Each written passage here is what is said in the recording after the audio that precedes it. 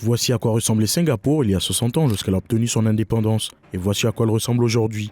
À première vue, c'est une cité-État au gouvernement efficace et sans corruption, avec le 4e PIB le plus élevé par habitant dans le monde. Oui, Singapour a réussi à se forger la réputation d'un pays idéal, mais la réalité est moins rose, car le miracle économique de Singapour a coûté cher à son propre peuple qui semble s'essouffler. Les Singapouriens sont stressés, surmenés et épuisés par le manque d'espace dans leur pays et le coût de la vie qui ne fait qu'augmenter. Depuis des décennies, la cité-État connaît une crise du logement sans précédent. Avec le vieillissement accéléré de sa population, le taux de natalité le plus bas au monde et un ressentiment croissant face à l'afflux constant d'expatriés. Son modèle économique est sur le point de se heurter au mur. Mais comment Singapour en est arrivé là? Quel a été le prix de son succès et pourquoi ça ne va plus aujourd'hui? C'est le côté obscur du miracle économique de Singapour. Lorsque Singapour a obtenu son indépendance, personne ne pensait que le petit pays, entouré de voisins beaucoup plus grands, avait beaucoup d'avenir. Le pays souffrait d'un taux de chômage élevé, d'une pénurie de nourriture et d'un manque d'espace. Avec 70% de sa population vivant dans l'extrême pauvreté, la moitié étant analphabète et un tiers vivant dans l'un des pires bidonvilles du monde. Mais Singapour avait la chance d'avoir un premier ministre comme Lee Kuan Yew, un homme qui a dirigé Singapour pendant plus de 3 décennies et à l'origine du miracle économique qui a marqué l'île. Lee Kuan Yew a déclaré que les 2 seules ressources dont dispose Singapour sont ses habitants et leur travail acharné.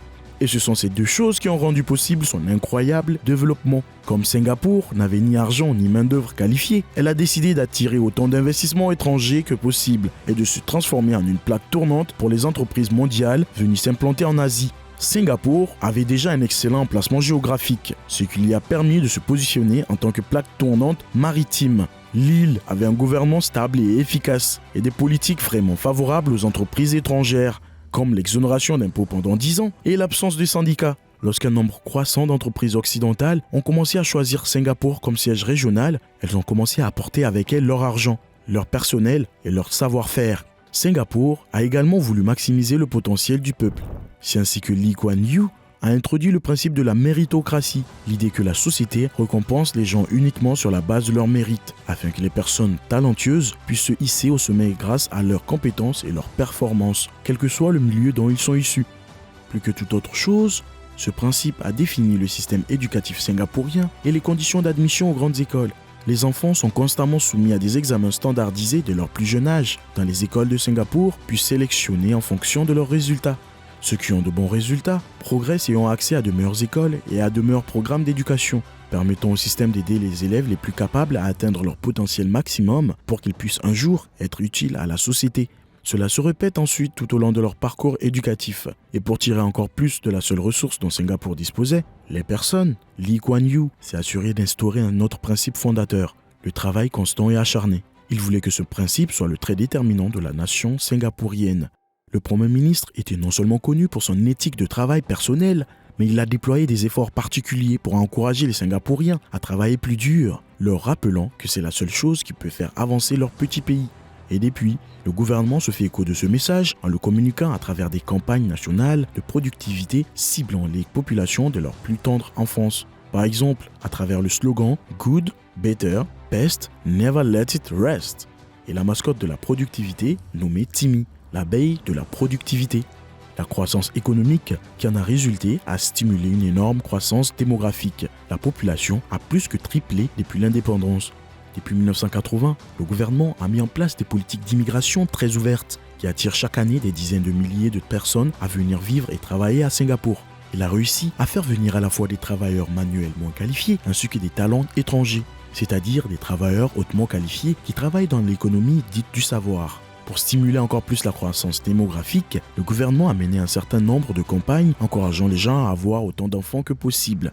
C'est donc le secret du succès de Singapour. Mais cette histoire n'a pas la fin heureuse d'un conte de fées.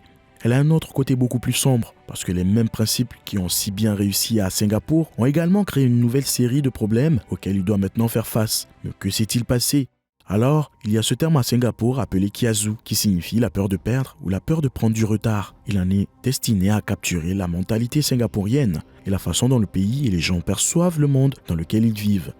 Celui où la compétition est sans merci, dans lequel il faut constamment être sur ses gardes et pousser sans arrêt au maximum afin de réussir. Ce terme n'a pas été choisi au hasard. Selon les sociologues et les psychologues qui étudient ce sujet, Le kiasu est en fait un véritable trait psychologique et culturel qui peut être défini comme un souci obsessionnel de tirer le meilleur parti de chaque transaction et un désir compulsif de devancer les autres. Et bien que cette mentalité a des effets positifs, elle a aussi un impact négatif sur l'être humain. Ce n'est pas seulement que les Singapouriens détestent leur travail plus que toute autre chose au monde. Ils forment l'une des sociétés les plus surmenées et les plus stressées. La recherche révèle également que la mentalité kiasu conduit directement à une plus grande conformité, à une moindre estime de soi et à une moindre créativité au niveau individuel. En d'autres termes, les Singapouriens sentent qu'ils n'ont aucune valeur et cela tue leur capacité à poursuivre de nouvelles idées.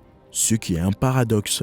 Parce que si travailler dur est bon pour l'économie, l'estime de soi et la créativité sont l'une des conditions les plus importantes pour réussir dans les affaires et l'entrepreneuriat. Et si l'obsession par le travail acharné tue ses qualités, ce n'est peut-être pas un si bon compromis. Mais d'où vient cette culture? En fait, ce n'est que le revers de la médaille du succès de Singapour. Depuis son indépendance, Singapour se perçoit comme un petit pays vulnérable, qui est constamment en danger existentiel et qui doit travailler plus dur que tout le monde pour survivre. Cette mentalité de survie a été inculquée aux individus. Comme leurs dirigeants, les Singapouriens ont peur de perdre, alors que Singapour est très développé et offre une excellente qualité de vie avec l'un des PIB par habitant les plus élevés au monde. Vivre dans cette société n'est pas facile. Imaginez que depuis que vous êtes enfant, vous traversez un système éducatif ultra performant qui produit des étudiants avec l'un des meilleurs résultats aux examens standardisés. Mais c'est aussi incroyablement stressant, tout comme en Corée du Sud. Les cours de soutien après l'école sont la norme. Mais contrairement à la Corée, à Singapour, les résultats des examens dès le plus jeune âge peuvent définir toute votre carrière plus tard. En raison du processus d'admission dans les meilleures écoles,